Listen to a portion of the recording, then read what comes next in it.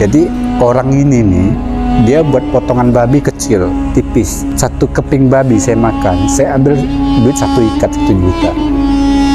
Itu entah berapa miliar loh di meja. Saya tutup uangnya, saya kembalikan uangnya. Itu saya mau dilempar aspal yang kaca yang tebal tuh. Kamu nih Cina paling bodoh, Cina paling pokok habis saya mati. Saya malu punya keluarga kayak kamu. Dia masih keluarga yang punya 28 PT di Kalimantan Barat. Setetes pun uang haram yang saya bawa pulang ke rumah untuk anak istri saya. Haram juga anak istri saya. Enggak boleh. Itu ajaran guru agama saya, enggak boleh. Satu butir beras yang jadi nasi yang haram saya bawa pulang ke rumah. Haram juga anak istri saya enggak mau. Saya mengerjakan segala sesuatu. Allah tidak akan lepas dari kalimat mulut di hati saya. Inna ad-dina 'inda Allahil Islam.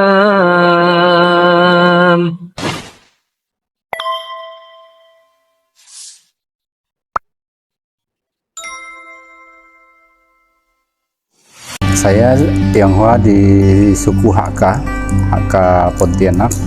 Hakka kan dua kategori, Singkawang sama Pontianak. Orang tua ibu dari Ketapang, kalau bapak dari Mandor, Pak Bulu gitu. Asal muasal orang tua Buddha. Pas di TK sampai SD saya di Gembala Baik. Waktu itu saya pakai nama awal Chong Acung karena ikut marganya ibu. Kalau marga saya sebenarnya marga Bong. Panggilan sehari-hari sih dipanggil Acan. Udah lama perjalanan saya pun sambil merantau Jakarta 5 tahun sendirian, modal nekat. Mungkin karena saya ini entah ke bandel atau apa, saya nggak paham. Saya hobinya balap liar, termasuk mekanik juga. Jadi pas kecelakaan yang terparah itu nginap di rumah sakit Sunter, dinyatakan kaki, tangan, dua-duanya udah patah. Diperban tuh tinggal 2 mata aja yang nggak diperban. Ketahuan orang tua. Kakek kan ahli pengobatan herbal gitu sama ahli kungfu gitu. Jadi saya ini diculik dari rumah sakit, keluar dibuka perban, ketahuan dokter, dibuat surat pernyataan. Nanti kalau kejadian apa-apa dengan pasien, kami pihak rumah sakit tidak bertanggung jawab. Lepas itu diobati sama kakek. Jadi kaki, tangan 2 utuh, bagus, normal. Yang kaki kanan ini termasuk normal, yang hampir patah itu sebenarnya yang kiri. Jadi dipatahkan sekali, emang dipatahkan sengaja. Jadi diobati langsung. Selesai diobati, masih Jakarta, udah bisa agak berdiri, lanjut pengobatan di Pontianak. Karena panjang pendek sebelah, disuruh tiap hari pagi loncat nanti sampailah normal.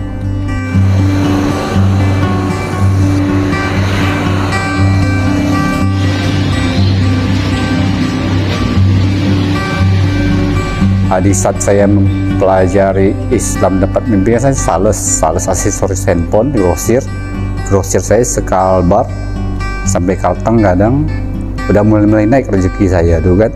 Ada satu malam tuh dapat mimpi ketemu para wali. Sebelum saya mimpi ketemu para wali, saya udah pernah mimpi ketemu Dewi Kwan Im. Tangan saya digandeng Dewi Kwan Im, ketemu Buddha. Cuman ditunjukkan, nah ini Buddha, dia bilang. Saya lihat aja gitu. Oh iyalah, saya bilang. Selang ada beberapa bulan saya mimpi para wali berjalan di satu kayak mau hutan, bukan hutan, kayak gurun gitu, ada pasir. Cuman pohonnya tuh rapi. Ada satu musola dari kayu. Di dalamnya tuh pas saya lewat itu sebagian lagi sholat. Di samping musola itu ada kursi panjang dari kayu. Pas saya tungguin salah satu selesai sholat, saya minta izin, Pak, saya numpang istirahat, dari capek. Boleh, silahkan duduk aja, dia bilang. Kamu suka gak dengan Islam? Ya saya suka, saya bilang. Siap gak kamu masuk Islam? Tapi saya mau pelajari dulu, saya bilang. Ya udah, kamu pelajari dulu, dia bilang. Ini buat kamu simpan baik-baik. Dikasih koin 7 Yasin. Saya bilang, ini buat apa, Pak? Simpan aja, nanti kamu akan tahu. Lepas itu saya bangun dari mimpi. Sorenya memang ada kenyataan koin itu ada. Itu ada satu orang tua, dia ke rumah seolah tuh kayak numpang gitu. Mungkin dia menumpang ngobatin seseorang. Cuman dia bilang, ini ada titipan buat kamu. Lah, kan saya nggak sakit, tapi memang buat kamu, dia bilang. Bolehlah, saya mau tahu apa itu. Mana tangan kamu, sini, dia bilang. Saya dikasihan gitu. Saya cuman, memang kosong tangan dia, pegang gini, ini saya ambil ya buat kamu. Buka, ambil, terima, dia bilang. Dua tangan saya terima. Memang itu koin itu yang saya mimpi. Jadi saya simpan tuh cuman letakkan seadanya di rumah udah. Kalau saya keluar kota saya ngajak temen, saya anggap temen, cuman temen saya di mobil aja udah. Teman saya mungkin ada yang muslim, saya ngajak, mereka nggak ada buat. Kebetulan waktu itu yang Chinese saya bawa, ngajak, bro ngapain, nganggur bro, ada kerjaan, ayo ikut saya. Kamu taunya duduk di mobil, ikut saya, udah pas saya turun nyales, kamu jagain mobil aja udah. Cuman gitu aja kerja saya. Iya, kamu tenang aja, saya bayar kok. Jadi singgah, setiap saya keluar kota singgah tuh antara dua. Nasi yang saya makan itu capcay sama nasi ayam yang berunsur babi juga. Mau sampai pemangkat kah, bodok kah, sosok kah, tetap itu yang kami cari. Pas kebetulan sampai di Ngabang, pesan lah. Nah, ada di dekat terminal itu kan ada satu warung itu khusus banyak babi, serba babi itu. Pesan makan. Pas teman saya makan 1 sendok masuk, itu perut kayaknya tuh kayak diobok-obok, kayak putar gitu. Saya lari ke WC, langsung muntah, semuanya keluar. Saya keluar lagi, saya liatin, kayaknya nggak cocok saya makan kayak gini nih. Baru 1 sendok masuk, kok muntah. Ya udah, kamu lanjut makan, saya nanti aja saya minum. Selesai itu kami lanjut sosok mau naik ke bodok lagi. Sampai bodok saya pesan lagi nasi, model nasi capcay itu yang ada babinya kan. Masuk lagi 1 sendok, kayak tadi lagi kejadiannya, muntah. Jadi saya bingung, udahlah, kamu pegang badan saya panas enggak, normal ya. Gini aja lah, kita pulang Pontianak, nggak usah nyales lagi, istirahat dulu, badan saya nggak beres. Turunlah kami dari bodok ke arah Sosok, kurang lebih 1 jam. Nggak lama saya terpandang rumah makan Padang Dua Putri. Gini aja bro, ini terakhir saya makan, kau saya masuk makan ini, kita lanjut nyales. Oke lah, situ saya pesan 1 porsi makan, habis. Dari situ lah saya mulai pelan-pelan pelajari.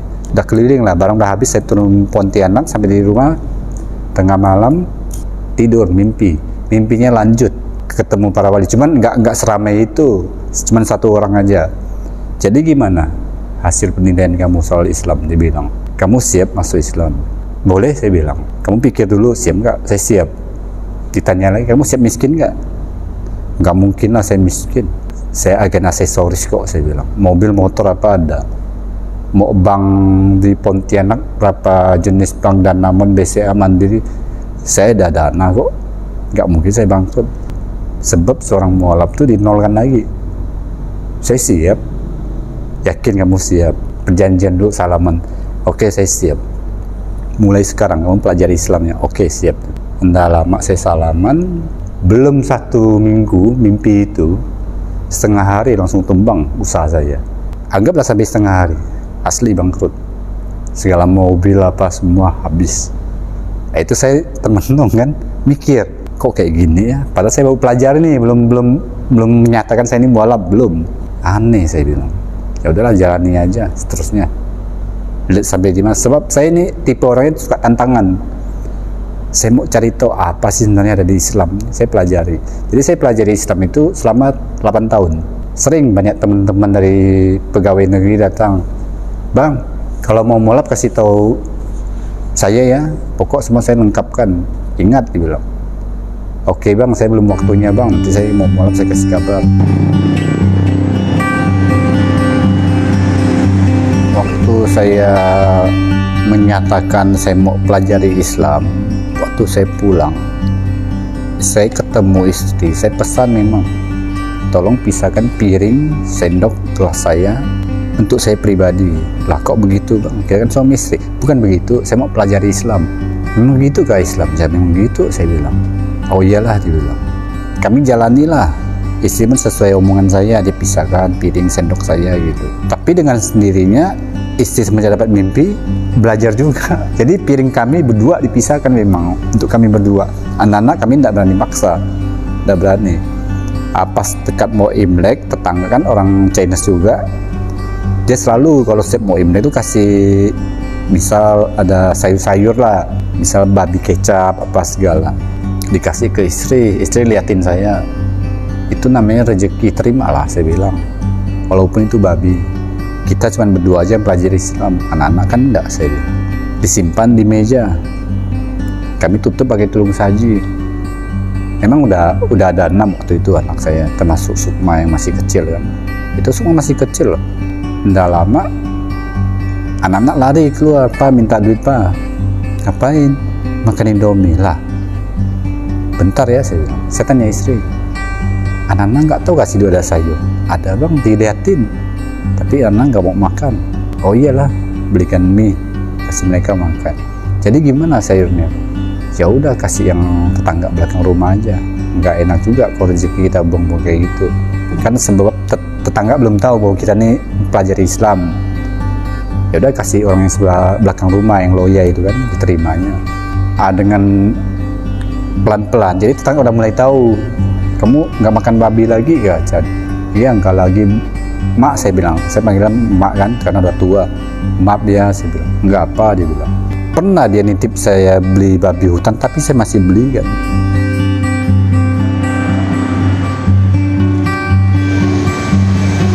Pas tahun yang ke-8, kan anak-anak ada 6, yang paling besar laki-laki. Jadi datang satu angkat saya, namanya Jainal, kami panggilnya Bang Jainal.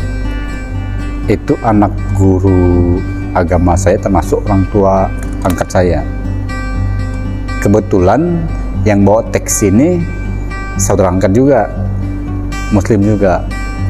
Dia bawa mobil. "Assalamualaikum, Bang Adi di mana?"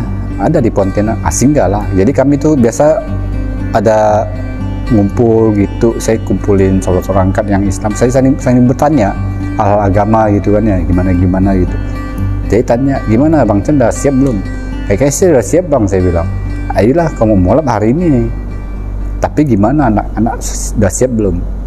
"Saya yakin udah siap Bang," saya bilang. Waktu itu memang kami ke arah Mujahidin. Anak-anaknya masuk mobil. Arahlah ke Mujahidin. Anak saya yang pertama bertanya, "Pak, saya Buddha loh." "Betul, Papa tahu kamu Buddha. Kan Papa enggak maksa." "Enggak maksa kamu ke Islam." "Enggak ada kan? Ada enggak Papa maksa kamu?" "Enggak ada sih." "Ya udah, kamu liatin aja, Papa." "Enggak, Papa enggak maksa, tenang aja." Dengan sendirinya kami otomatis ke arah mualaf syahadat di hari itu juga. Jadi anak pertama saya enggak pernah, sampai detik ini masih Buddha. Anak saya yang pertama sekarang lagi di luar negeri, di Malaysia. Sebab pribadi saya ini keyakinan enggak bisa dipaksa.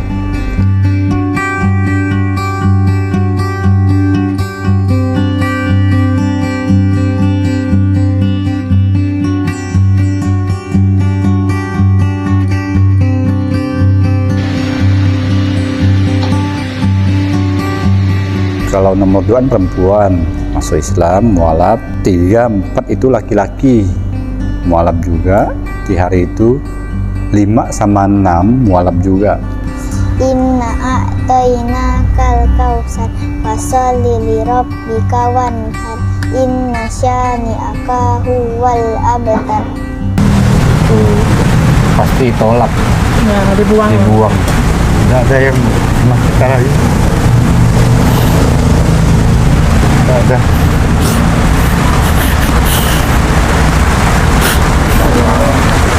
Tapi bagi saya mereka tetap adik-adik saya. Dia buang saya wajar lah.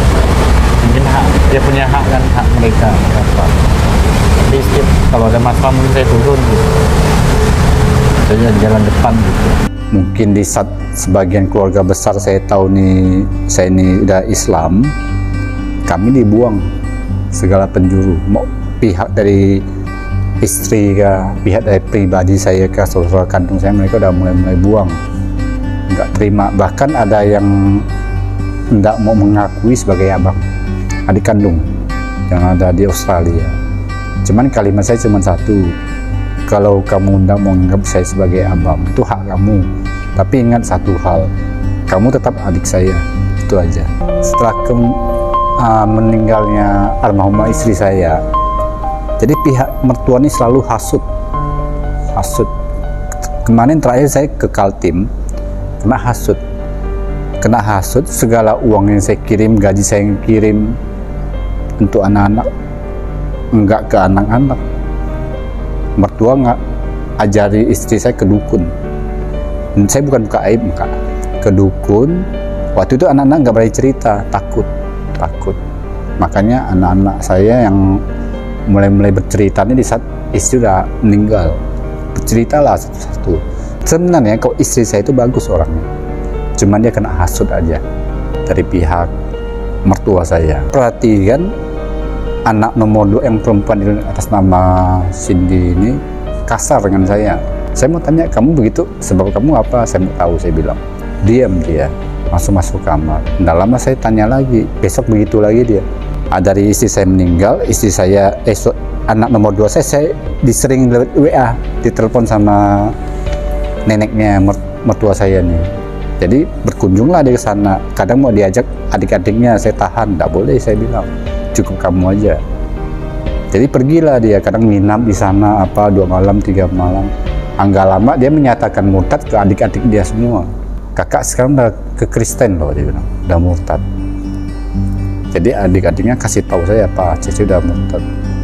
Ya mau gimana lagi? Apa ndak marah? Apa sebab? Pertama dia kaki, tangan udah kuat, kan begitu. Kalau kita kasih masukan, mungkin hal yang dia ndak senang, dia bisa berbalas. Jadi satu kalimat kita kasih tahu hal yang bagus menurut kita, dia bisa balas kita hal yang bagus menurut dia gitu. Ya udah, lebih baik jangan dilanjutkan.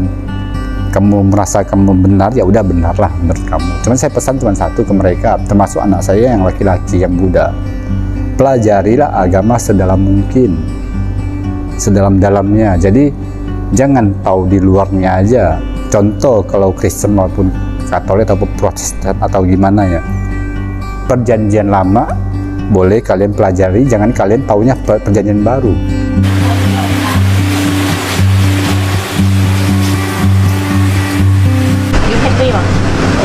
Yêu hết với họ tôi lọ không à mày ơi hả nâng câu con làm sao con tới buổi sáng có liền nhưng mà có suy hả jadi ndak bisa nangkap deh. Satu ibu orang tua ke rumah pengajian di rumah, ngajarin anak-anak. Kadang istri saya ikut pengajian di perumahan. Tidak lama bertemulah dengan Bu Yuli pas beli pisang Cavendish. Ditanyain, kamu Islam gak kok? Ya saya mualaf. Kami di PT apa itu Bu? Persaudaraan Islam Tionghoa Indonesia. Jadi saya kesini ya, gabung ya, boleh. Di situ mulai istri gabung ikut pengajian PT yang di Jeruju itu. Kita udah senang kayak itu, termasuk anak-anak saya. Sampai detik ini anak saya yang kecil itu ikut pengajian di masjid terdekat. Jadi kondisi saya kan, saya sendiri yang ngurus anak, termasuk saya cari rezeki. Jadi pandai-pandai saya lah ngatur mereka. Ini ikut pengajian, nanti saya jemput, papa jemput. Nah, kamu yang merasa kakak atau abang lebih paham agama, kalau adik kamu perlu ada PR apa, bantulah saya.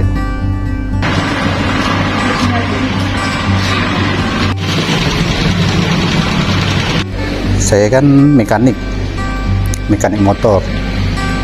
Kadang mobil saya perbaiki juga. Kelebihan di pribadi saya itu otodidak. Apapun yang manusia bongkar, kalau saya lihat sekali, mungkin saya paham. Pesawat aja belum pernah saya bongkar. Mau alat berat apa udah pernah saya bongkar. Cuman keahlian saya fokus ke motor. Jadi sambilan sekarang nih, berhubung saya keadaan begini, ini memang asli, entah nol yang keberapa kali saya nggak tahu. Yang kalau ikut secara yang saya dapat mimpi, saya di nol kan, ini entah nol yang keberapa kali dah. Semua tabungan habis juga.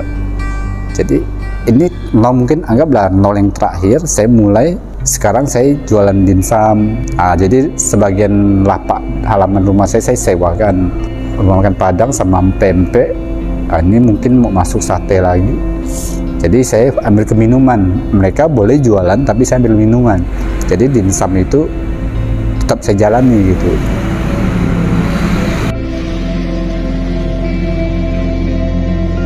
Kalau soal agama, kalau biasa udah maghrib, agama saya kasih masukan ke agama, termasuk Francisca, Sukma, jangan lupa istighfar, sholawat.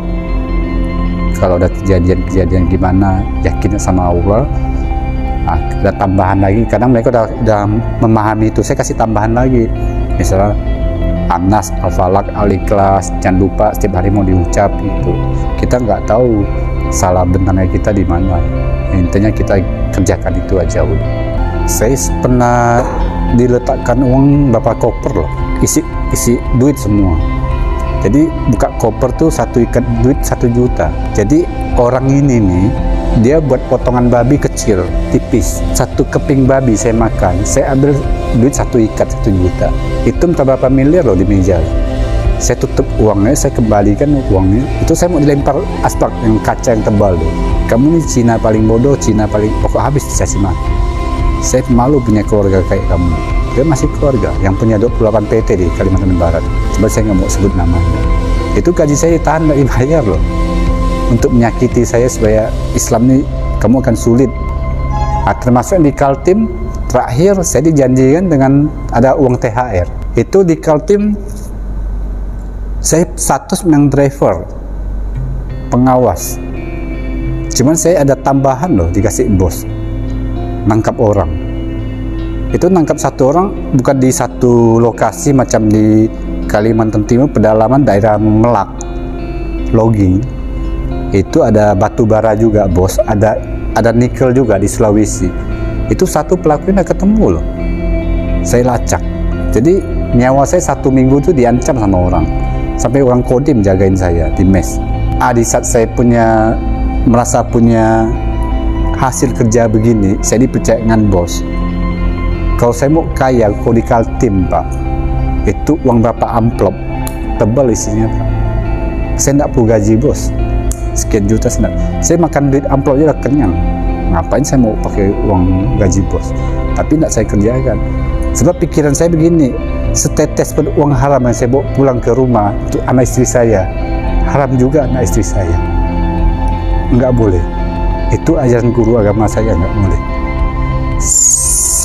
1 butir beras yang jadi nasi yang haram saya bawa pulang ke rumah, haram juga anak istri saya nggak mau. Cukuplah saya yang tahu. Nggak ada, saya kembalikan ke bos. Tapi kok bos nggak ada kirim THR saya, nggak ada.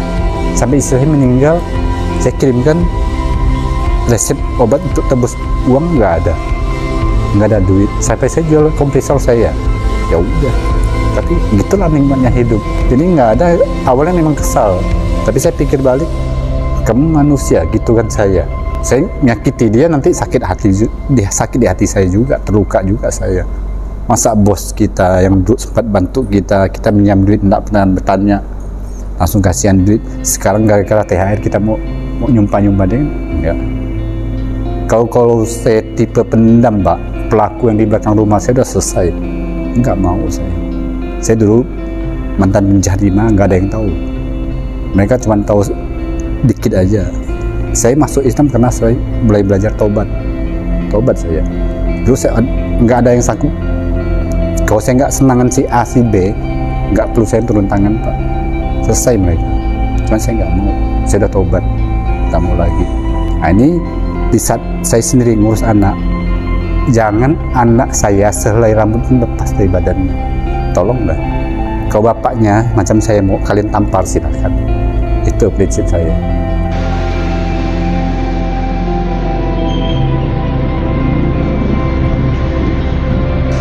Ujian paling berat di dunia ini rumah tangga paling berat. Kalau suami istri, kita ribut dengan suami istri, tengkar, janganlah ngucap istri kita yang salah, tetap kita suami yang salah. Kedua, janganlah cari kebenaran. Saya sebagai suami, saya menyatakan saya benar, istri saya enggak. Jangan. Kalau orang yang udah paham, dosa anak istri suami yang tanggung kok. Kalau saya pribadi, termasuk saya ngurus anak-anak saya mengerjakan segala sesuatu. Allah tidak akan lepas dari kalimat mulut di hati saya. Tidak perlu. Ke yang sesama mualaf, janganlah mualaf cuma sekedar KTP. Pelajari betul-betul. Sebab di Al-Quran itu semua sudah ada lengkap.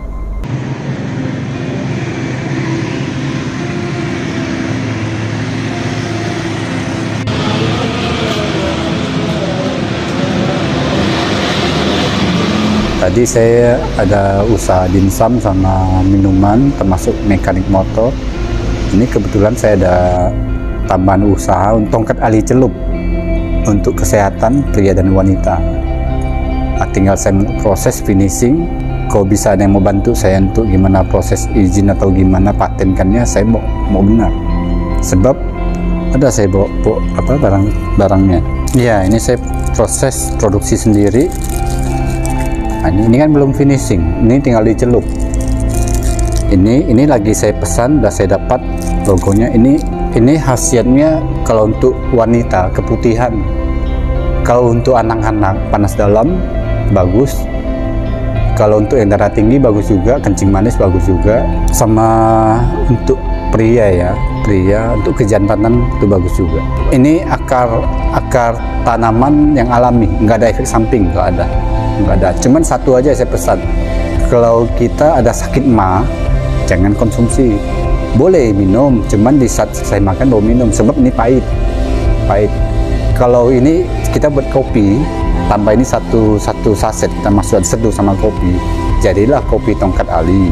Nanti kalau finishingnya mungkin ada logo atau capnya, nanti saya mungkin kasihkan lagi fotonya. Ini masih dalam keadaan begini. Alhamdulillah ada yang pesan, memang ada, cuman belum sampai ke luar negeri. Kalau tahun-tahun lalu mungkin sampai ke luar negeri, cuman link saya udah hilang.